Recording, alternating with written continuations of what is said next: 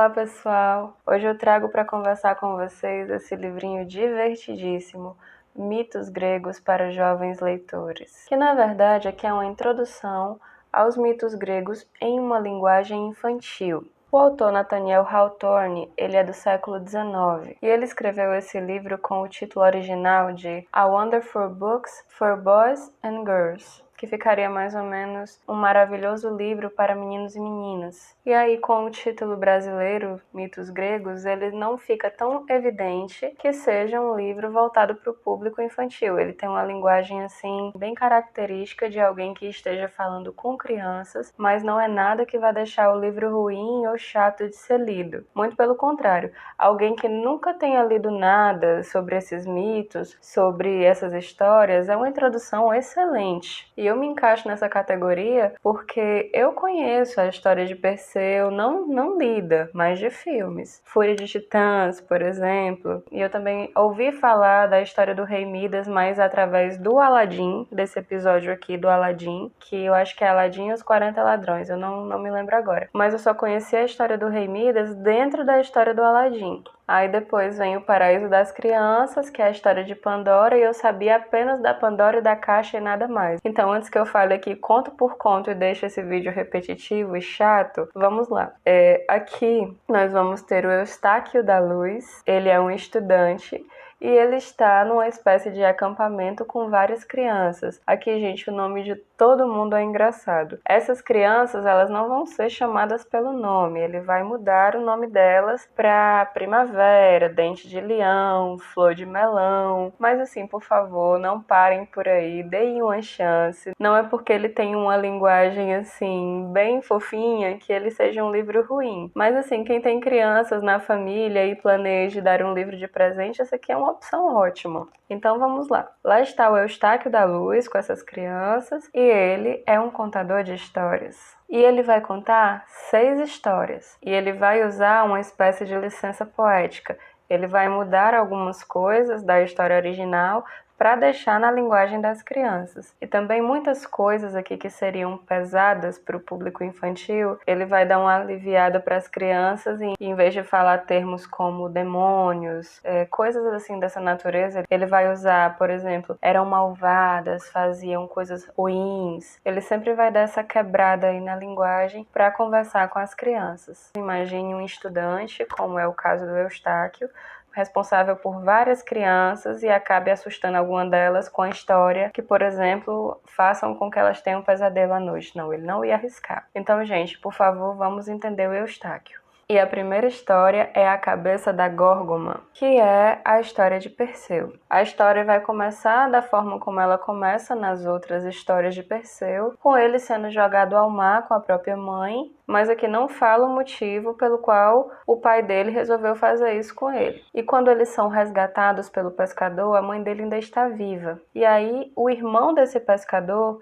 é o rei. E o rei e toda a cidade eram malvados. Eram pessoas ruins, e apenas o pescador era uma pessoa boa. Então, um dia, o rei, com muita raiva do Perseu, ele tinha inveja do Perseu, ele manda Perseu em uma missão para lhe trazer a cabeça de uma górgoma, que ele quer dar de presente para sua noiva. E ele aceita. Afinal de contas, é o seu rei quem está ordenando, mas na hora que ele aceita o desafio, ele, por saber do que se trata, sabendo que é, de fato, a medusa que a gente conhece, de cabeças de serpente, que um lance nos olhos dela você vira pedra, então ele vai para o outro lado de um rio chorar. E aí vai aparecer uma figura que ela vai passear por todas as histórias. Aqui ele vai ter o nome de Azog, mas a gente também pode conhecê-lo por Hermes, que é o mensageiro dos deuses.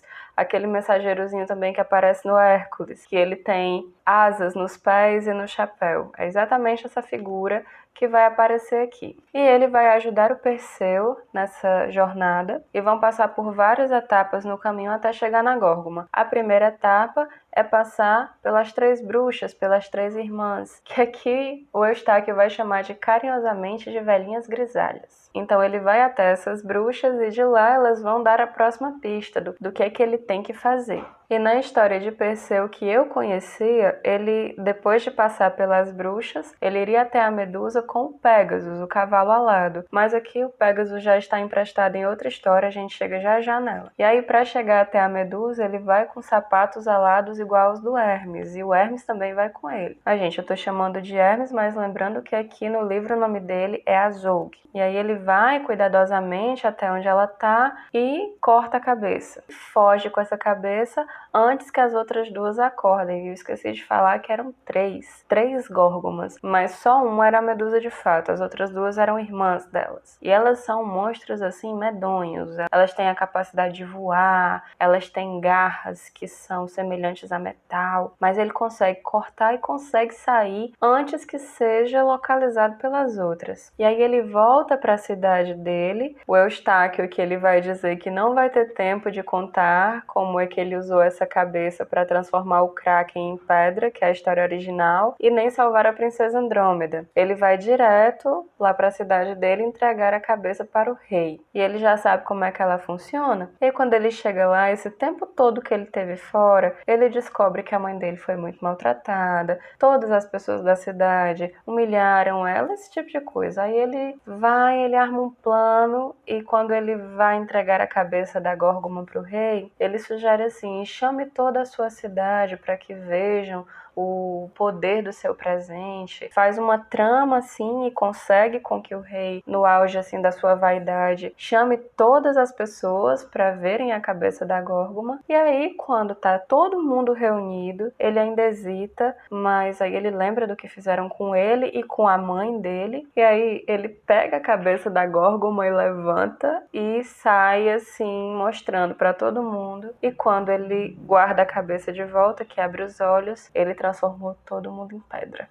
Perseu se saiu melhor do que a encomenda. E aí, gente, antes de começar e depois que termina essas histórias, aparece algumas páginas aqui com o Eustáquio conversando com as crianças. E aí elas vão dar seu parecer, se gostaram, se não gostaram. E aí tem as crianças que amam demais as histórias e tem outras que são, aliás, uma que é um pouco mais crescida que insiste ali em implicar com o Eustáquio, mas não deixa de ouvir as histórias. E aí, à medida que as histórias vão sendo contadas, as estações aqui vão mudando para eles. E então as crianças vão insistir por mais histórias. E a próxima é o Toque Dourado. Como eu falei no iniciozinho do vídeo, a história da mão de Midas, que eu vi no filme do Aladim. Mas então, a história do rei Midas, só dele, sem ser contada em outro filme, é de um rei que amava a riqueza. Era louco por ouro, tinha uma verdadeira obsessão por tudo que fosse dourado. E ele tinha uma filhinha que o passatempo preferido dela era cuidar de seu jardim. E aí ele gostava de ficar nas salas dos tesouros ali contemplando tudo que ele tinha e até se maldizendo que uma vida não seria suficiente para juntar tantas riquezas como ele gostaria de juntar. E gente, assim, aqui na história do rei Midas não fala que foi o Azog, mas eu desconfio que seja ele, o Hermes, que aparece aqui quando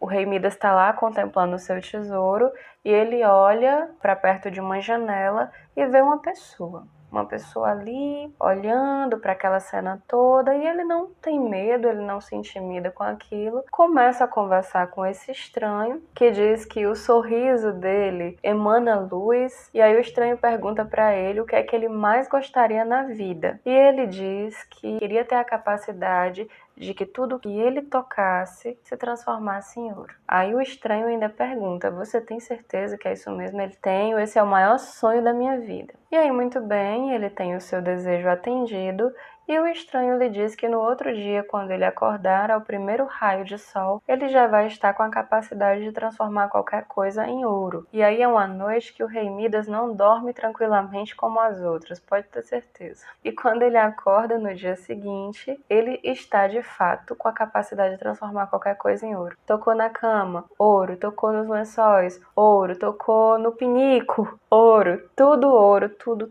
ouro. E aí ele vai até o jardim da filhinha filhinha dele e ele toca em cada florzinha daquela que ela cultiva com tanto amor. E cada flor se transforma em ouro. E aí ele vai tomar o café da manhã. E aí tem lá na mesa uma verdadeira fartura. E aí, antes dele começar a comer, lá vem a filhinha dele chorando, desolada, porque quando chegou no jardim, viu o que tinha acontecido com as flores. E ele, mas filha, elas estão tão lindas assim, douradas. E ela, não, eu não gostei. Não tem cheiro, não tem movimento, estão mortas. E chorou, mas foi tomar o seu café da manhã e ficou calma, né? E aí é a vez do rei Midas se alimentar. E aí ele vai tomar café, mas na hora que o café toca seus lábios, o café se transforma em ouro líquido e depois numa massa de ouro. Ele passa pro próximo. Vai comer um pedaço de bolo. Toca no bolo, o bolo se transforma em ouro. E aí ele começa a perceber a gravidade da situação. Pega uma batata quente e tenta comer de uma vez para ver se ela não se transforma em ouro antes que ele engula, mas ele acaba se queimando. E aí ele grita com a queimadura e a filhinha dele vem e abraça ele. E, gente,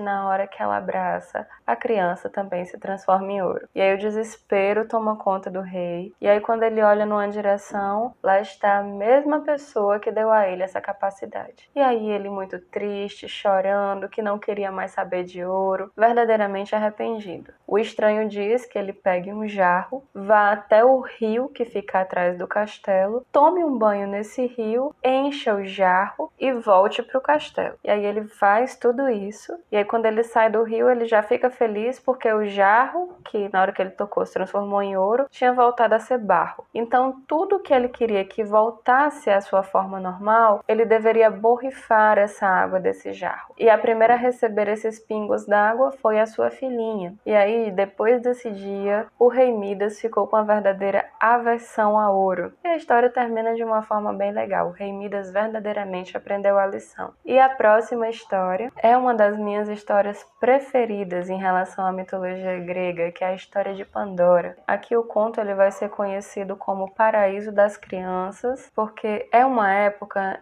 em que só existia alegria no mundo. E os únicos habitantes da Terra eram crianças. Era uma espécie assim de Neverland, do Peter Pan, uma terra do nunca, onde as crianças nunca cresciam. E aqui vai ter um menininho chamado Epimeteu e ele ganhou uma amiga, que essa amiga também foi trazida por Azog, pelo Hermes. E como era o nome dela? Era Pandora. E aí quando a Pandora chega na tenda de Epimeteu para viverem ali naquele paraíso, naquela terra perfeita, ninguém precisava de adultos, as árvores elas davam frutos, onde eles mesmos se serviam de café da manhã, almoço e jantar. Então era uma terra de brincadeiras e alegria infinita. Mas aí quando a Pandora entra na tenda de Epimeteu, ela vê uma caixa. E gente, olhar para essa caixa e a menina enlouquecer. O que é que tem dentro dessa caixa? E aí Epimeteu diz que ela foi trazida por Azog e que é um segredo, ninguém pode abri-la.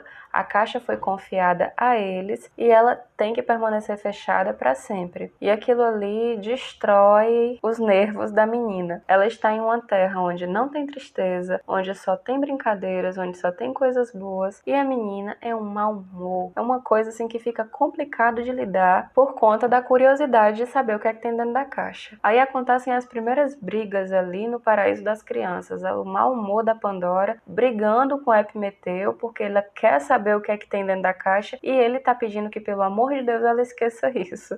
E tem horas que o coitado fica tão frustrado com essa situação que ele até se pergunta por que que a Azog não deixou essa caixa na tenda de outra criança, onde a Pandora nunca pudesse colocar os olhos nela, porque era a obsessão dela. Até que ele desiste de brigar com aquilo ali e ele vai brincar, ele vai ser feliz e a Pandora fica lá, só ela e a caixa. Aí ela começa a escutar vozes, a caixa dizendo abra, abra, até que tem um dia que ela não aguenta. Acredito que ela nem dorme mais pensando nessa caixa. Aí, finalmente, ela abre a famigerada caixa. E aí, eu separei aqui um trechinho para ler para vocês, porque o que tinha dentro dessa caixa, por mais que eu acredito que a maioria já saiba, mas se você parar para pensar que se tudo isso mesmo tivesse dentro dessa caixa e só tá solto no mundo mesmo pela curiosidade da Pandora, gente, por que que não fecharam essa caixa com cadeado, né? Mas enfim, aqui. Eram toda a família de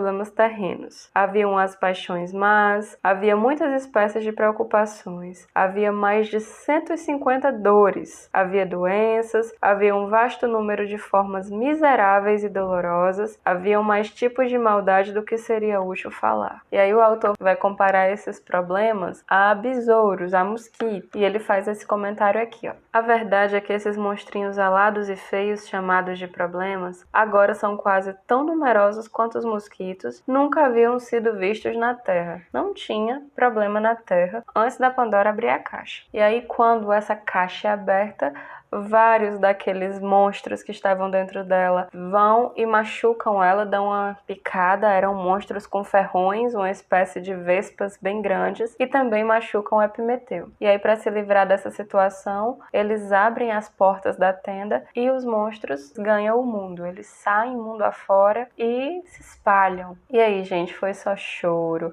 Ela tava com aquela ferroada que tava doendo muito e desolada, e o Epimeteu também com raiva, nem queria olhar para ela, até que eles escutam alguém bater na caixa de novo, pedindo para sair. E aí a Pandora diz: de jeito nenhum, eu não abro mais essa caixa, não tem quem faça. Mas aí a voz que vinha de dentro da caixa era tão doce, tão suave, que aos poucos ela vai se convencendo a abrir, e dessa vez o Epimeteu vai com ela e os dois abrem a caixa junto. E lá de dentro sai uma figurinha linda, que ao tocar no rosto da Pandora e do Epimeteu, a dor deles passa. Como era o nome dela? Era a Esperança. Depois que tudo de ruim foi liberado no mundo, restou a esperança dentro da caixa. E aí, aqui no livro é o fim da história de Pandora, mas já fica aqui a curiosidade e a vontade de saber o conto completo sem ser contado pelo Eustáquio. Porque se ele modificou alguma coisa, depois eu vou atrás de saber o que foi, gente. Então é por isso que eu digo, vale muito a pena, principalmente se é seu primeiro contato com essas histórias. E aí depois nós temos as 3 maçãs de ouro, que aqui vai aparecer o Hércules. Ele vai estar em uma missão para pegar essas maçãs e levar para o seu primo rei. E essas maçãs de ouro,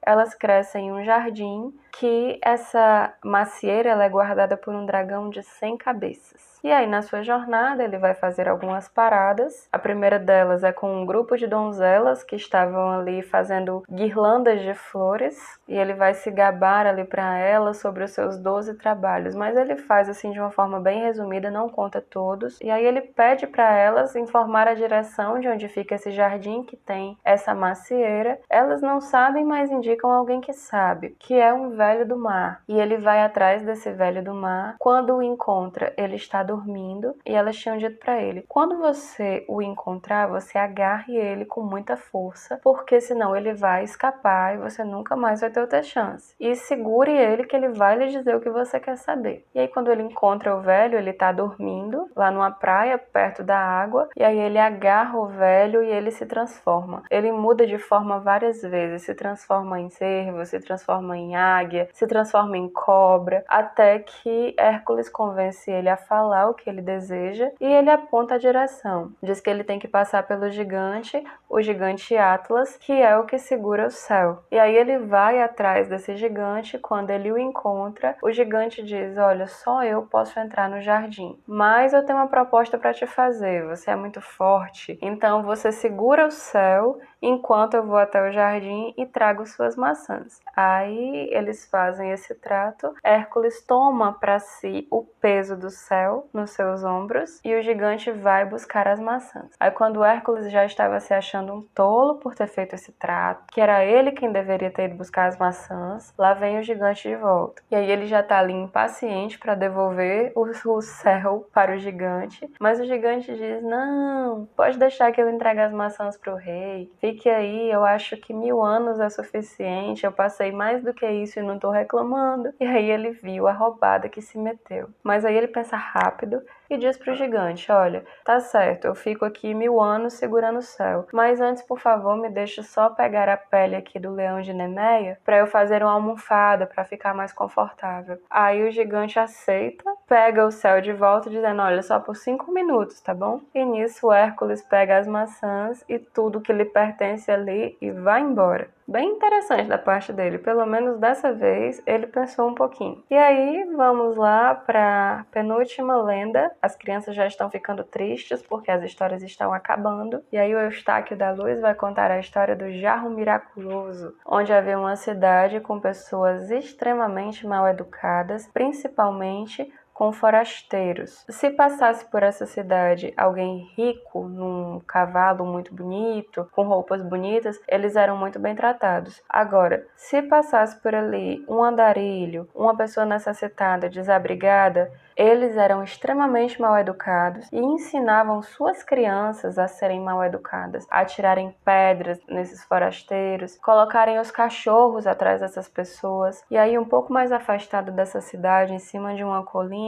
tinha uma casinha, um casebre, de 2 idosos que viviam lá e eles eram uns amores de pessoa. Quando tinha algum forasteiro, alguém com fome, algum desabrigado, eles davam o que não tinham, eles deixavam de comer para dar para os visitantes. Até que um dia eles escutam gritos e sabem que o pessoal lá da cidade estão expulsando mais alguém, até que eles veem 2 pessoas e chamam: não, venham para cá, venham forasteiros, a gente acolhe vocês. E aí quando eles chegam, um desses forasteiros, o mais jovem, se apresenta e quem era essa pessoa? Era o Azog, o Hermes. E o mais velho, ele não diz o seu nome, mas eu desconfio que ou seja Zeus ou seja Apolo, pelas coisas que acontecem quando eles estão lá. E aí eles se sentam para ceia, mesmo que a casa seja extremamente humilde, a senhorinha, ela dá o que ela tem de melhor para esses visitantes. E aí eles tinham meio jarro de leite, um pedaço de pão que já estava duro e já estava meio comido, e algumas uvas e um pedacinho de favo de mel. E ela vai muito envergonhada, mas tá aqui, o que eu tenho é isso aqui, eu estou dando para vocês comerem. E aí quando eles começam a comer, eles tomam rapidamente o jarro de leite e ela fica preocupada: meu Deus, esse povo tá com fome. E agora eu só tenho isso. E aí o Azog pede mais leite e pede que ela sirva. E aí ela vai: mas acabou o leite. Aí ele diz: não, pegue o jarro. E quando ela pega o jarro, ela vê que o jarro tá cheio. E aí ela serve de novo até o jarro ficar vazio. E aí ela fica impressionada com aquilo ali, até que o marido pega o jarro também e vê que ele tá vazio, mas ele vê que brota leite do fundo do jarro.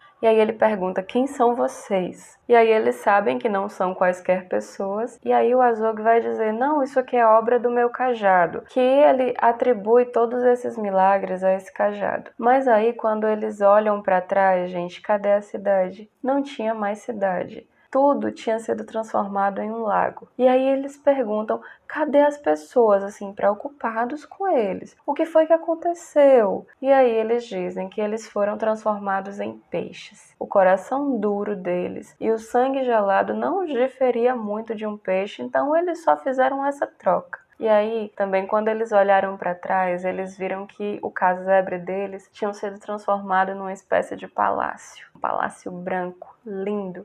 E aí eles perguntaram qual o desejo deles dois. E eles disseram: nós nos amamos. E assim como nós vivemos a vida inteira juntos, nós também queremos morrer juntos. E aí eles tiveram o desejo atendido. Porque no dia que eles morreram, eles não passaram pela morte em si. Eles desapareceram e na frente da casa ficaram 2 árvores, um carvalho e uma tilha, que eram os 2 que ficariam ali unidos eternamente. Então, gente, nessa altura aqui do livro, o Eustáquio já está subindo uma colina com as crianças e quando eles chegam lá no topo, ele vai contar a última história do livro, que é a Quimera. E aí, o que é uma quimera? Um monstro mitológico que ele é uma junção de vários animais. No caso da quimera aqui, eu vou deixar a foto aqui também, é um leão, uma cabra e uma serpente, esses 3 animais juntos ali, que eles também tinham a capacidade de cuspir fogo. Mas assim, gente, quimeras, elas existem de verdade. É apenas uma pessoa que nasceu com 2 DNAs, um caso raro de acontecer, mas quando se manifesta em alguém é mais ou menos isso aqui. Eu tenho até uma história pessoal envolvendo quimeras. A minha mãe, ela tem uma gata que, assim que eu vi essa gata pela primeira vez, eu falei, mamãe, essa gata é uma quimera. Porque um lado do rosto da gata é o pelo preto e o outro lado é um pelo ruivo. Mas acredito que mamãe não vai mandar fazer análise genética para saber se de fato a Carole é uma quimera. Então, assim, voltando aqui para a última história do livro. Eu disse a vocês que o Pegasus do Perseu ia aparecer um pouco mais pra frente. Ele foi emprestado, gente, para o Belerofonte. Então vamos fazer aqui um favor para o Belerofonte e chamar ele só de Belo, por favor. Facilita muito a nossa vida. E aí a história vai começar assim. Havia essa quimera em uma determinada região e era um monstro terrível, causava mortes terríveis, incêndios. E aí o rei daquela região pede para o Belo matar essa quimera. E o Belo diz que ou ele mata o monstro ou vai morrer tentando. Mas para isso ele vai precisar da ajuda de uma figurinha bem conhecida, um cavalo alado, o nosso Pegasus. E ele vai até uma fonte onde o Pégaso costuma beber água, e ele está também com um arreio encantado, porque Pégasus é um cavalo selvagem, nunca foi montado, tem a liberdade por sua companhia, nem parceira o Pégaso tem, então seria uma tarefa extremamente difícil se não tivesse a ajuda de magia. Então, ele fica ali, esperando ali de tocaia, até que depois de muitos dias, finalmente o Pégaso aparece para beber água ali naquele lago. E ele vai assim devagarinho. Achei que o Pégasus deixou-se pegar muito rápido para um cavalo selvagem. E quando o Belo consegue agarrá-lo, ele salta no ar e tenta se desvencilhar ali, mas ele também consegue colocar o arreio na boca dele. Então, assim que isso acontece, o Pégasus imediatamente fica manso. Só que chega um momento que aquilo ali está incomodando demais o Belo. E ele decide tirar o arreio da boca do Pégasus e diz, olha, ou você me ama ou você me odeia. Então decida, fica ou vai embora. E aí, assim que o cavalo se vê livre, ele sai voando desesperadamente. Um voo assim que ele quase alcança o sol. E aí ele vai pensar, meu Deus, o que é que eu fiz? Eu tinha o cavalo aqui nas minhas mãos e agora como é que eu vou matar essa quimera? Mas aí não demora muito, o Pégasus volta. E aí eles vão ter essa espécie de parceria entre cavalo e homem. E aí eles vão lá para essa missão de matar a quimera. Quando eles sobrevoam o vale procurando o monstro, não é difícil de encontrar. E aí, na primeira investida do cavalo e o cavaleiro, a cabeça bode, ela rola. E aí, as outras duas, elas sugam a força da cabeça que foi cortada. E aí, o Pégasus sobe de novo e investe de novo contra o monstro. Dessa vez, a cabeça do leão rola. Mas agora eles não saíram ilesos, eles foram queimados, estão bem machucados. Mas ainda estão lutando. E aí Pégasus sobe de novo, mas nessa hora o monstro pula e se agarra a ele. E aí ele está apenas com a cabeça da serpente e ele está perto demais e o Belo vê a possibilidade de matá-lo e aí ele desfere a espada bem no coração do monstro, que cai morto e nunca mais assolou aquele vale. E aí depois que tudo acaba, a quimera está morta, ele vai tirar o arreio do Pégasus e vai libertá-lo. Mas ele não vai, gente. O Pégasus decide, por vontade própria, ficar com o Belo. E assim termina todos os 6 mitos contidos aqui nesse livrinho. Eu me diverti demais, é muito legal. Por mais que seja, como eu já falei no início do vídeo, uma linguagem infantilizada, uma coisa que você vê que não é a história real, que ela foi mudada, que ela foi aqui adaptada para o público infantil, mas mesmo assim é muito gostoso de ler. E a curiosidade de saber sobre cada um dos mitos agora, a sua história completa, também é algo que eu vou atrás, gente. Fiquei com muita vontade, gente, de saber sobre Midas, sobre Penélope, sobre os trabalhos de Hércules. Eu nunca vi nada do Hércules que não tenha sido através de filmes. Então, esse livrinho aqui fez um trabalho e tanto. E se você se interessou em adquirir esse livro, seja para você contar para suas crianças ou dar de presente, eu vou deixar o link aqui embaixo, onde você pode estar encontrando esse livro na Amazon. Lembrando que qualquer produto que você comprar através desses links que eu deixo aqui nas descrições, você ajuda o canal. Então, gente, amei essa leitura, recomendadíssimo. Não imaginei que eu fosse gostar tanto assim, principalmente nas primeiras páginas, quando eu vi que era um livro adaptado. Mas foi ótimo, foi incrível. Então, esse foi o livro de hoje. Se você chegou até aqui, eu aproveito para te pedir que curta, que comente, que se inscreva no canal, que isso vai me ajudar a continuar fazendo esse trabalho, que é o trabalho que eu amo. Um grande beijo e até os próximos vídeos.